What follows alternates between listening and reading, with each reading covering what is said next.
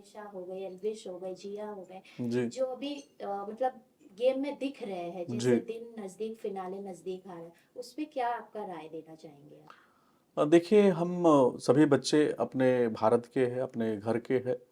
बहुत अच्छा कहते हैं ना कि एक पिता की 4 संतानें होती है।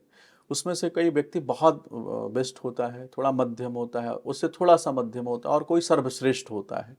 सर्वश्रेष्ठ तो एक ही होता है। तो ये जो चारों बच्चे हैं, हम इनको श्रेष्ठ बोलेंगे। इसमें से इन्हीं में से कोई सर्वश्रेष्ठ बनेगा और बहुत अच्छा खेल रहे हैं। देखिए, हम अपने जीवन में जितना हम रियल रहते हैं, क्योंकि फेक चीज कितने देर आप जैसे किसी का मोटापा है, अब जैसे कई बार आप लोग भी बोलते हैं आचार्य जी आपकी फोटो लेना है तो पेट थोड़ा दबा लेते हैं, कितनी देर पेट दबा के बैठे रहेंगे। तो कहीं ना कहीं से हम जितने रियल रहेंगे, जितना हम अच्छे रहेंगे, उतना ही हम लोगों के हृदय में हम रहेंगे। लेकिन अगर हम रियल नहीं हैं तो हमारे जीवन में हम क्या देखते हैं कि असफलता परेशानी का युग बनता है। आपके माध्यम से समझाना चाहते हैं, उसमें देखिए एनर्जी किसकी लगी है। सलमान भाई इस शो को कर रहे हैं तो वो और हिट होना ही है।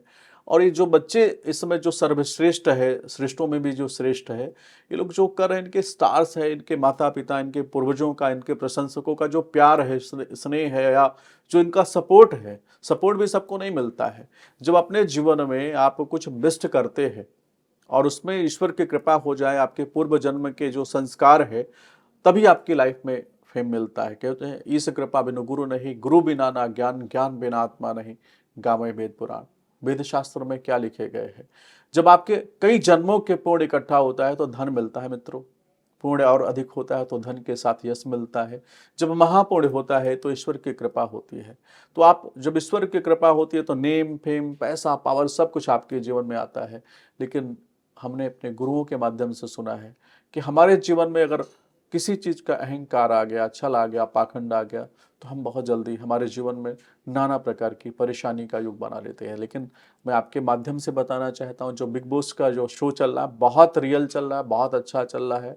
और कुछ ना कुछ अलग होता है। जब सलमान भाई करते हैं तो कुछ ना कुछ अलग होता है। तो ये जो चारों बच्चे कर रहे हैं, कुछ ना कुछ अलग होने वाला है और टॉप 4 में ये सब रहने वाले हैं और इसी में से कोई ना कोई सर्वश्रेष्ठ बनने वाला है। पंडित जी, जैसे कि आप आपके पास जब कोई आता है, समस्या लेके आते हैं, उसमें आप एक समाधान भी देके उन्हें बेचते जी। भेजते हैं। जी। तो जब इन चारों में से इन चारों को आप क्या एक समाधान देना चाहेंगे अपने जीवन में भी, ताकि उनका करियर बहुत अच्छा चले और अच्छी चीजों पे वो फोकस कर सके? देखिए हमारे पास तो जितने बच्चे आते हैं उनको सबको हम ज्योतिष आपको समझाना चाहते हैं। बच्चे की लाइफ में आपके ज्योतिष क्या करता है। ज्योतिष आपके जीवन का एक दर्पण है, आपके जीवन की एक एक्सरे मशीन है कि आपके बॉडी के अंदर, आपके शरीर में कोई रोग है, व्याधि है, कोई परेशानी है तो उसको इंगित कर देता है, बता देता है। उसी प्रकार से ये जो हमारी जो परंपरा है, हजारों वर्षों पुरानी परंपरा है और वेद के माध्यम से जो ज्योतिष शास्त्र की उत्पत्ति हुई है। ज्योतिष आपके जीवन में कर्म अधीन विश्व करी राखा, जो जस करे सो तस फल चाखा। जो कर्म के अधीन आपके जीवन में आपकी फल की रचना होती है। अब उस फल आपके जीवन में प्राप्त हो गया। जैसे आपने एग्जाम दे दिया, एग्जाम में आपके कुछ नंबर कम आ गए और आप फेल हो रहे हैं या आप फेल होने वाले हैं, तो उसी की तैयारी कौन कराता है? आपके टीचर कराते हैं, आपके माता पिता कराते हैं, या आपके भाई बहन जो श्रेष्ठ होते हैं वही कराते हैं। तो जो ज्योतिष शास्त्र भी आपके जीवन में जो कोई व्याधि आने वाली है, कोई परेशानी आपके जीवन में आने वाली है, या आपके कर्म के आधार पर कोई कष्ट मिलने वाला है, तो उस कष्टों से आपके जीवन में आपको राहत प्रदान करता है, मार्ग बताता है। बरसात हो रही है तो माँ क्या बोलती है, बेटा एक छाता लेके जाइएगा, नहीं भीग जाओगे। तो उसी प्रकार से गुरु भी आपके जीवन में जो ज्योतिषाचार्य होते हैं, जो टीचर होते हैं, एस्ट्रो गुरु होते हैं, आपके जीवन में इमोशंस डिसबैलेंस हो रहा है, बिजनेस में डिसबैलेंस हो रहा है, या कैरियर में कुछ प्रॉब्लम आने वाली है, या हेल्थ में कुछ प्रॉब्लम आने वाली है, तो एक आचार्य क्या करता है कि आपकी पत्रिका के उन ग्रहों का विश्लेषण करता है और वह ग्रह ही आपको इंगित करते हैं कि आपके जीवन में बिना कारण के कोई रोग नहीं मिलता है, बिना कारण के कोई आपके जीवन में भाग्यहीन दोष नहीं बनता है, बिना कारण के आपके कैरियर में प्रॉब्लम नहीं आती है। तो उस कारण को ज्योतिष शास्त्र ढूंढता है कि अगर चलो उदाहरण के तौर पर आपका हेल्थ खराब है, आपकी तबीयत खराब रहती है, आप इमोशनल बहुत रहते हैं, एंजाइटी आपको बहुत रहती है, डिप्रेशन आपको बहुत रहता है, आपका मन अशांत रहता है, आपका मन कहीं लगता ही नहीं है, सारे संसाधन आपके पास में है, तो उसमें उस कारण को ढूंढता है कि चंद्रमा मन सो जाता चक्षु सूर्यो न जायत। चंद्रमा आपका पीड़ित है, चंद्रमा आपका खराब है, तभी आपके मन में ऐसी हलचल चल रही है। अब चंद्रमा क्यों खराब होता है, उस कारण को जानना आवश्यक है। जब पूर्व जन्म में आपने माता का अपमान किया, माता को पीड़ा पहुंचाई है, तो विश्वास मानिए आपका चंद्रमा पीड़ित होकर के आपके जीवन में मन की शांति को छीन लेता है, आपके जीवन में डिप्रेशन का योग बना देता है। तो उपाय, ज्योतिष शास्त्र सबसे पहला उपाय क्या बताता है?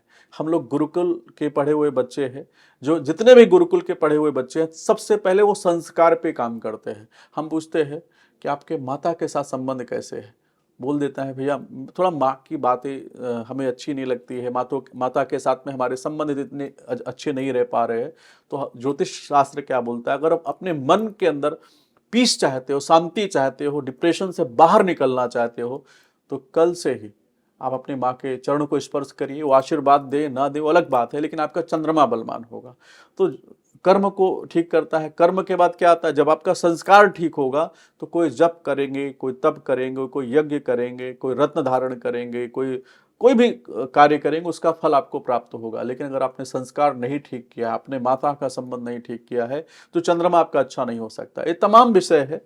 तो आप समझ गए कि ज्योतिष शास्त्र सबसे पहले आपके संस्कार को ठीक करता है, और संस्कार के बाद जो पूर्व जन्म का ऋण आपका है उसका प्रायश्चित करा देता है। तो विश्वास मानिए जीवन में सफलता का योग बनता चला जाता है। दूसरा, इन बच्चों के लिए मैं बताना चाहता हूँ, सबसे पहले मनीषा जो बच्ची है बहुत अच्छा कर रही है, उसको बहुत अच्छे योग भी उसके पत्रिका के माध्यम से मैंने देखा है। मनीषा को समझाना चाहता हूँ कि आपको अपने सूर्य को दूषित नहीं करना है, वाणी दोष आपको नहीं रखना है।